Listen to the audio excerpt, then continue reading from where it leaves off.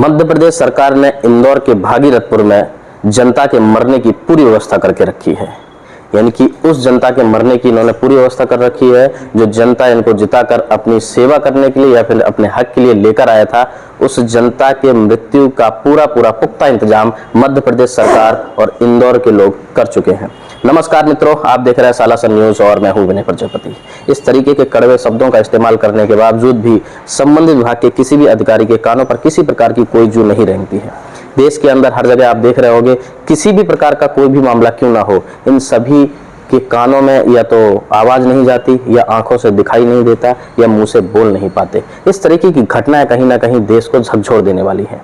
इंदौर एक ऐसा शहर जो लगातार देश में नंबर 1 स्वच्छता पर बना रहा है, लेकिन उसी इंदौर की ऐसी कहानी जिसने पूरे देश को ही नहीं विश्व भर को हिलाकर रख दिया, क्योंकि इस इंदौर का नाम, भारत के उस इंदौर का नाम देश में ही नहीं विदेशों में भी था। स्वच्छता की मिसाइल या स्वच्छता से सुसज्जित कई ट्रॉफियां उसने अपने आंगन में भर रखी थी, लेकिन 17 लोगों की मौत जो वहां का जमीनी आंकड़ा बताया जा रहा है, और 200 से ज्यादा लोग आईसीयू में एडमिट है। उसके बावजूद भी जब उस दूषित पानी से लोगों की मौत हो जाती है, उसके बावजूद भी ये किस तरीके की हरकत करते हैं, आइए वो देखते हैं।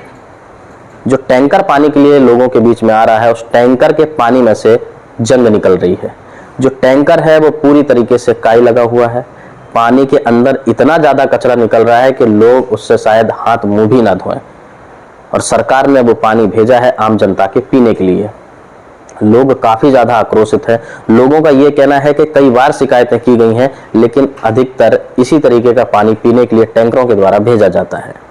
जब एक टैंकर या फिर कई टैंकर जब उस एरिया में भेजे गए लोगों के पानी पीने के लिए, जब लोग पानी भर रहे थे, तो उस पानी के अंदर जो वहां के पत्रकार बंधु थे, उन्होंने जाकर देखा तो कचरा इस हद तक था कि उस कचरे को साफ करने के लिए पानी की टंकी में एक कपड़ा लपेटा गया। उसके बावजूद भी कीड़े और वहां का कचरा उस पानी में आता रहा।